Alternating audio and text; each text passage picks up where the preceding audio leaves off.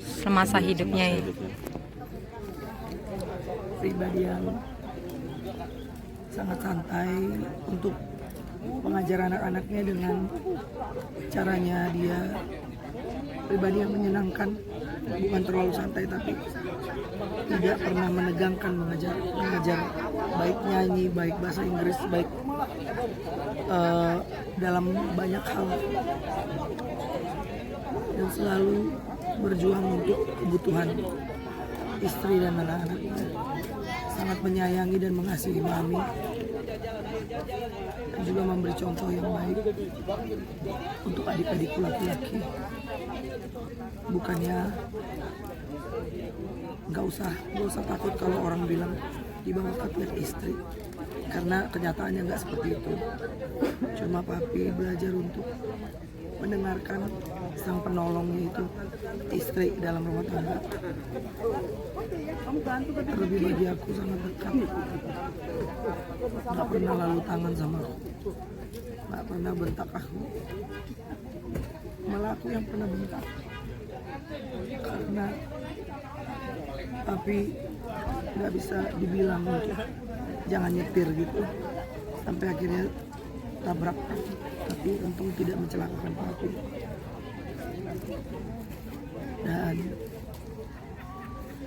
pokoknya pribadi yang menyenangkan, sangat-sangat dirindukan. Setiap papi kemana pergi, aku kena demam, dan kalau papi datang meluk aku pasti sembuh. Memang Tuhan memberikan karunia yang sangat luar biasa kepada papi untuk mengayomi istri dan anak-anaknya. Papi punya badan yang hangat, sehingga aku dan adikku yang nomor 2 tuh sering banget demam kalau papi pergi. Jadi kalau papi udah datang meluk, udah kayak selesai. Nyaman, aman, sampai gede, sampai aku punya anak, aku masih tidur di ketek papi. Sampai papi sakit kemarin, aku masih cium-ciumin pipi papi. Makanya aku sesalkan aku nggak bisa lagi nanti ciumin pipinya, bercanda-canda kayak gitu. Ya mungkin sebelumnya mendengar kabar dari keluarga sendiri, terus dari kronologi seperti apa sih mungkin? Aku nggak mendengar kabar, aku langsung ada di situ sampai saat terakhir papi berangkat. Menemani mungkin ya? Menemani sampai nafasnya, denyut nadinya 0, aku di situ. Mungkin bisa diceritain mungkin kronologi. Aku bersyukur banget kalau aku pas lagi nggak ada job, karena tadinya tanggal 28 rencana mau ke Turki, tapi nggak tahu kenapa berat sekali untuk meng-approve perpindahan tanggalnya. Dan bayangkan kalau aku ke Turki sampai tanggal 4, buru-buru belum juga. Aku kalaupun papi berangkat tanggal 5, aku kan nggak bisa lihat surat terakhirnya, karena memang papi sudah tua, tahun 77, dan penyakit lansia yang menyerang papi memang sudah tidak bisa papi tahan.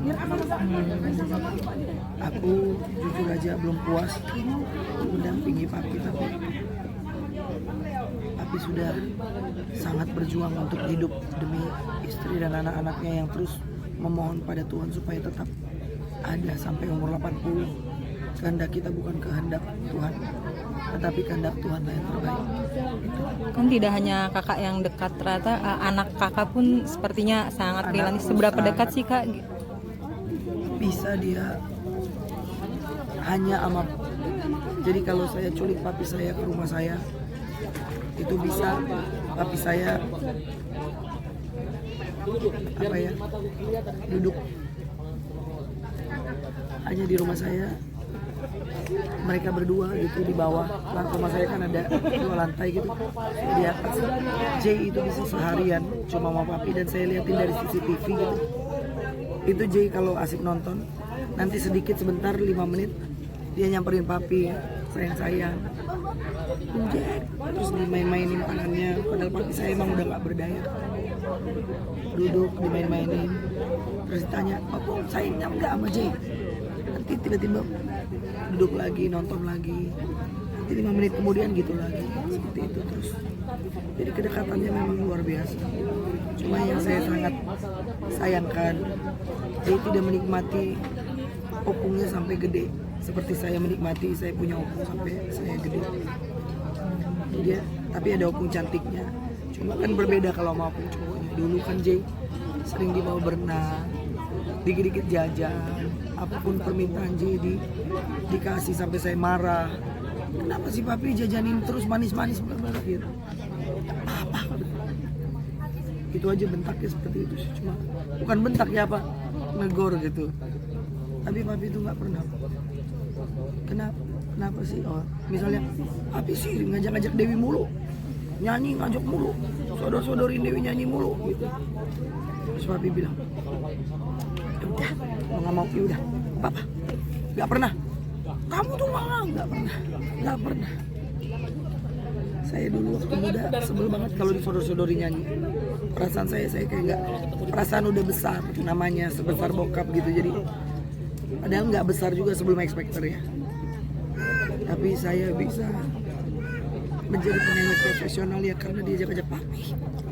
Tapi orang melihat, ngajak mau bagus. Saya dibayar secara profesional jauh sebelum X Factor. Jadi yang saya tangisi adalah saya marahin papi saya, tapi ternyata itu yang membawa karir saya. Kalau X Factor itu didorong sama papi kakak juga atau? Itu gimana ceritanya sih kak sampai? Ya sampai saya kan pikir nggak ada lagi ajang pencarian bakat yang akan menangkat naik ketika umur kamu udah di 30-an kan. Terus papi bilang enggak, pasti ada. Saya pulang dari Amerika, papi dukung, papi bilang kalau kamu mau di X Factor nanti kita jual rumah, gadekan rumah kayak gitu. Karena social security-nya kan harus ada jaminan kan. Social security namanya, untuk tinggal secara sementara, temporary resident itu 750 juta belum bayar pengacaranya. Itu waktu itu tahun 2011. Terus papi bilang, iya nanti papi akan cari uang itu, pokoknya 1 M harus. Terus papi, aku bilang enggak mau. Gimana itu bayar itu nanti, sementara papi udah jadi pendeta kan. Terus papi bilang, tenang aja, Tuhan cukupkan. Tentunya X Factor ada di Indonesia. Tidak pernah satu malam papi melewatkan hari-hari di mana aku di X Factor, yaitu tiap hari Jumat papi datang dari Medan sama mami untuk ikut teriak-teriak mendukung aku. Jadi nggak pernah lepas dari dukungan papi mami. Benar-benar dorongan mereka yang membuat aku bisa seperti ini. Mungkin ucapan apa sih atau pesan kepada anak-anaknya dan cucu yang paling berkat, yang paling tidak bisa lupakan, mungkin seperti apa? Jangan pernah lupakan apa yang sudah kamu dapat. Jangan pernah lupakan apa yang sudah Tuhan beri. Jangan pernah lupakan tanah kelahiranmu, yaitu kamu berasal dari bangsa Batak. Lestarikan, tapi tetap harus menjadi kemuliaan bagi nama Tuhan sampai akhir hayat. Yang penting, papi ngomong gini, masa lalumu nggak penting, yang penting hasil akhir. Karena papi mengalaminya. Papi dulu jahat, rusak, bobrok, tapi hasil akhirnya adalah menutup mata dengan berjalan bersama Tuhan Yesus. Saat ini meninggalkan berapa anak Dan berapa cucu? Dan kakak anak berapa ya? Aku anak pertama dari 4 bersaudara. 1 tahun 2007 udah meninggal. Rumah sakit lever. Dan cucunya ada 3.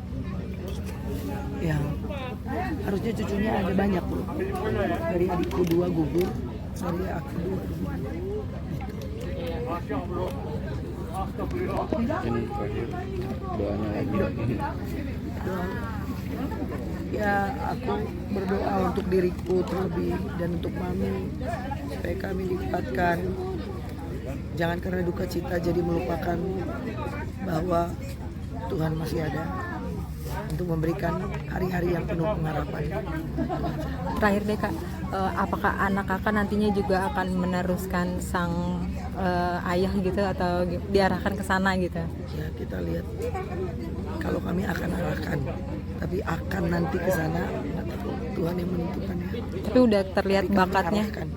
terlihat. Bakatnya dia banyak banget. Saat ini ya, biasalah anak-anak masih variatif. Bakatnya main bola lah. Sekarang tiba-tiba setelah papiku meninggal, gencar banget pengen nyanyi. Kita juga bingung. Sebelumnya dikasih mic pun nggak mau nyanyi depan orang. Opungnya meninggal, ini pengen pegang mic terus. Tadi aja aku pengen ngomong. Akhirnya dia ngomong. Sebelumnya susah, tapi ini benar-benar menunjukkan bakatnya. Karena dia bilang gini, Jay nanti yang penerus Opung. Padahal kan harusnya penerus papi adalah dari Marpaung juga. Kalau Jay kan Utajulu kan. Dia bukan meneruskan legacy bapaknya malah Opung. Jay yang Jadi mirip. terlihat ya, cucunya terlihat bakatnya itu sudah ini banget ya. Sayang banget sama papiku. Kalian naik apa? Tadi naik bus. Bus kan? Anaknya tanteku aja papi dekat. Semuanya terpisah. Apalagi Jay. Oke.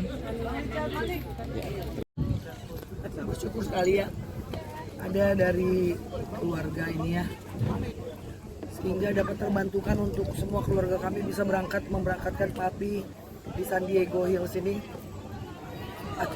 karena ada bus Marpaung. Memang namanya bus Marpaung. 2 bus dikerahkan ke sini oleh pemilik daripada bus Marpaung ini, Sony Marpaung. dan istrinya. Dan kami bersyukur banget. Jadi bus Marpaung ini sudah besar, tetapi mempunyai ketulusan hati untuk menolong keluarganya juga bisa jauh loh dari sana ke sini dengan 2 bus besar-besar dan sangat terbantukan. Thank you. Ya, dari busmarpaung.com ya. www.busmarpaung.com. Iya. Bang, mungkin sedikit melihat antusiasnya seperti apa sih dari Sampai keluarga. iya, rame juga tadi penuh busnya ya. Iya. Terbantu seperti apa? Gak apa-apa itu biar. Oke. Iya. Melihat seperti apa sih? Jadi saya dari Bus Marpaung. Ya, kenapa saya mau mengerahkan Bus Marpaung ini? Yang pertama saya lihat, yang pertama Bapak tua ya, saya panggil ya, Jack Marpaung. Seperti itu. Jadi sama-sama marga. Kemudian beliau seorang legendaris penyanyi. Belum ada kalau saya lihat seperti beliau ya. Suara saya pengen seperti beliau tapi nggak nyampe-nyampe seperti itu ya. Jadi khususnya inilah penghormatan terakhir bagi saya, terutama sama keluarga Marpaung, ingin memberikan yang terbaik di pemakaman yang terakhir seperti itu. Jadi benar-benar saya kerahkan 2 bus untuk mengantarkan keluarga ke San Diego Hills. Itu aja yang bisa saya sampaikan. Terhadap sang legend. Ya, Jack Marpaung. Melihat sosok Iya. Baru sendiri seperti apa sih di mata Bang? sosok yang belum ada ya, saya rasa ya, belum ada seperti beliau ya. Ya, sosok yang patut dicontoh kalau saya bilang. Legend ya, maestro. Belum ada suara seperti dia, ciri khas seperti itu. Makanya saya sampai mau memberikan bis Marpaung ini sama-sama Marpaung biar juga terkenal juga seperti itu ya. Mungkin pulnya di mana sih? Saya di Bekasi Barat, Oh, Rawa Panjang. Kita punya bus yang dari bis yang dari terkecil 14 seat, kemudian 33 seat, kemudian sampai yang besar, sampai yang sleeper. Seperti itu, sampai yang terbesar ya. Jadi kita ada total 21 unit bis Marpaung ada di Bekasi Barat. oke, mungkin terakhir ucapannya untuk almarhum. Untuk ucapan dukanya Ya, mungkin.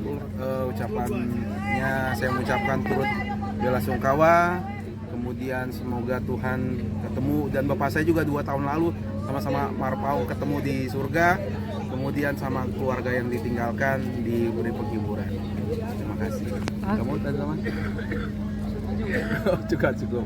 Oke, terima kasih Mbak. Sampai jumpa.